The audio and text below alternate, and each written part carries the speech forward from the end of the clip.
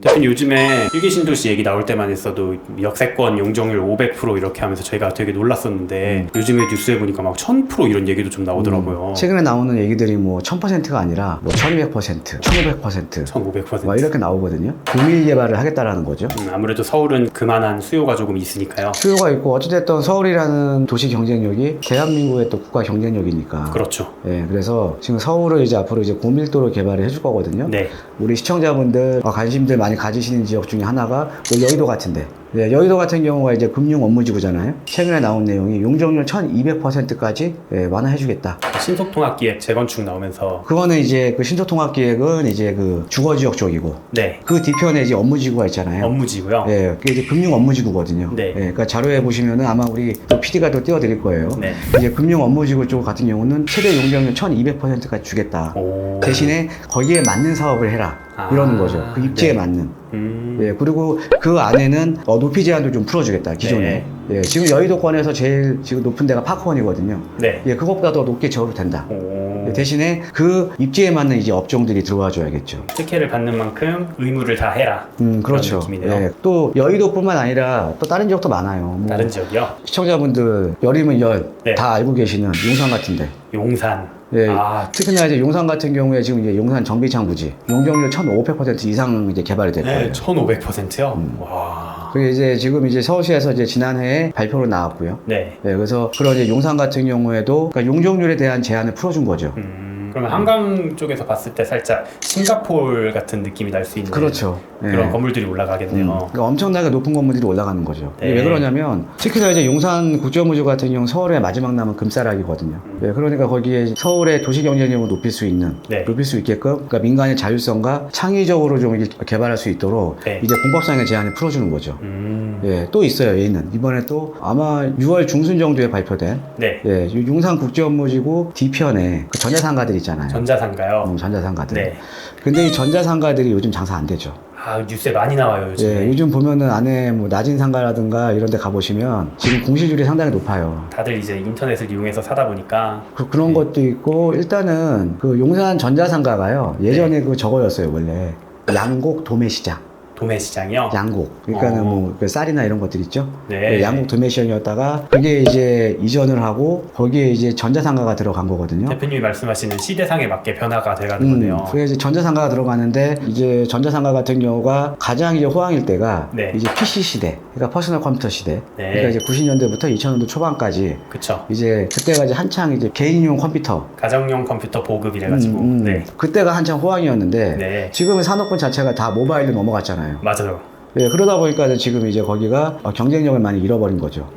그래서 서울시에서 자 그러면 여기에 경쟁력을 높여주려면 네. 지금의 이제 산업군에 맞게 지금의 앞으로 시대에 맞게 용적률을 완화를 해줘서 용산 국제업무지구와 같이 시너지 효과를 낼 수 있는 낼 수 있게끔 앞으로 또 개발을 유도하겠다라는 게 또 발표가 됐거든요. 예, 그래서 걔도 지금 뭐 용적률 1000%까지 해주겠다. 네. 예, 그러니까 지금 여러 가지들이 지금 나오고 있다라는 거죠. 네. 예, 그것뿐만 아니라 잘 아시는 뭐 성수동에 이제 서울숲, 서울숲 옆에 이제 그 삼표레미콘 부지 있거든요. 네. 삼표레미콘 부지 같은 경우도 지금 이제 서울시에서 지금 이제 건축 설계라든가 공모는 들어갔는데 네. 거기도 이제 뭐 용산 국제업무지구보다는 이제 규모가 한창 작지만 네. 그래도 건너편에 바로 이제 삼성동에 이제 국제교류 복합지구가 들어오잖아요. 그러면 거기도 이제 고밀도로 이제 개발이 될 것이다. 그럴 명분이 충분히 있다. 예.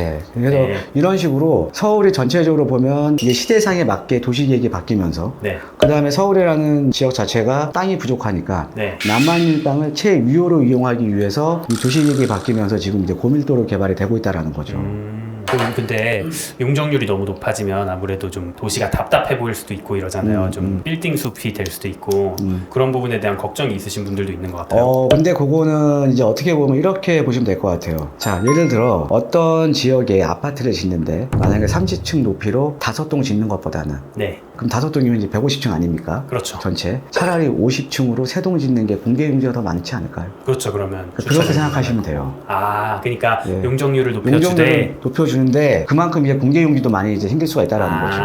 그만큼 막 공원도 늘어나고 이런 그러니까 식으로. 특히나 이제 여의도권이나 이런 데 같은 경우는 네. 지금 사실은 전용예 가면 물신현수였거든요. 아. 예, 금융 업무지고. 네. 그런 데 같은 경우는 용적률이 높여져서 금융 쪽만 아니라 주거 이렇게 그러니까 도시 공동화 현상을 방지하기 위해서 예, 방지하기 위해서 그 상업지역, 그 다음에 놀거리, 먹거리 좀 이거를 복합적으로요. 하나에다 유치시키겠다라는 거죠. 네. 자, 그래서 이렇게 지금 이제 도시기본계획이 새롭게 이제 바뀌게 되면서 지금 서울에 이제 전역이 지금 이제 고밀도로 개발이 되고 있잖아요. 우리 시청자분들은 사실은 뭐 거기에 내가 직접적으로 투자를 할 수는 없죠. 그러니까 뭐 소액 투자나 선점하시는 분들이나 네.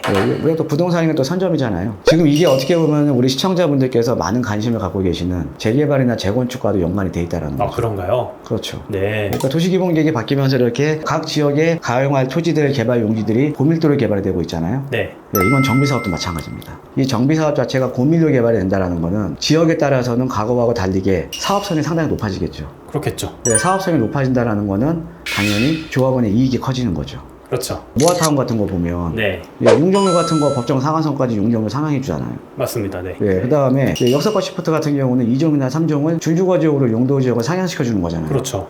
얘도 이제 고밀 개발이거든요. 네. 그러니까 단순하게 보면 역사권 시프트 같은 경우는 사업성이 거의 뭐 2배 이상 좋아지는 거예요.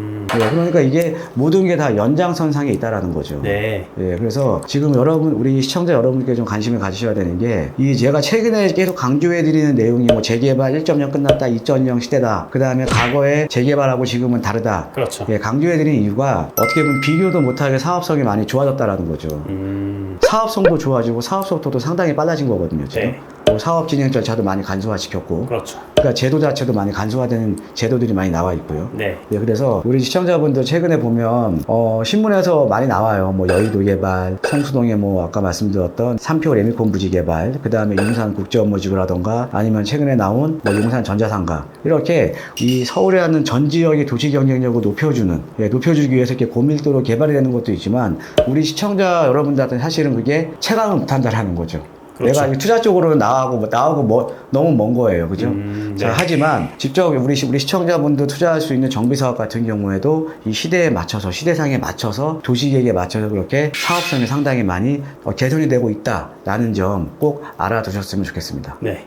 네, 대표님, 아무래도 우리나라에서는 경제랑 금융 이런 거를 좀 자세하게 배우신 분들이 좀 적다 보니까 좀 접근하기 힘드실 수도 있을 것 같아요. 그래서 혹시 개인이 이렇게 투자를 하기는 좀 힘든 상황이신 분들은 또 시간적인 여유도 없고요. 네, 그렇죠. 시간적인 여유도 없고 또 지역이 어디 가야 될지도 모르시는 분들. 네, 그러신 분들이 엄청 많으실 것 같은데. 네, 많이 있죠. 네. 예, 자, 그래서 우리 시청자분들 이렇게 뭐 시간적 여유가 없으시거나 지역에 또 우리가 또 부동산에도 임장활동이잖아요. 임장활동인데 또 그런 것도 또 시간적 여유가 없으면 못 하는 거죠. 그렇죠. 예, 아니면은 사실 시간적인 여유는 되는데 자본이 좀 작으신 분들, 시드머니가. 네. 예, 이러신 분들 걱정하지 마시고요. 저희 부동산 성공 투자와 함께 하십시오. 그래서 만약에 이런 뭐 지역적인 선정이라든가 아니면은 뭐 소액 투자와 관련된 이런 고민이 있으신 분들, 뭐 상담을 원하시는 분들, 위에 전화번호 나가고 있잖아요. 예, 전화번호 연락을 주시면 제가 성심성의껏 도와드릴 테니까 여러분들도 좀 도움 받아서, 저희 채널 제목이 부동산 성공 투자잖아요. 예, 그만큼 성공 투자 하시기를 제가 옆에서 적극 도와드리겠습니다. 항상 저희 채널 관심 있게 지켜봐 주시고요. 예, 좋아요, 구독하기 눌러주시면 저희한테 큰 힘이 되겠습니다. 저는 다음에 더 좋은 영상으로 찾아뵙도록 하겠습니다. 예, 감사합니다.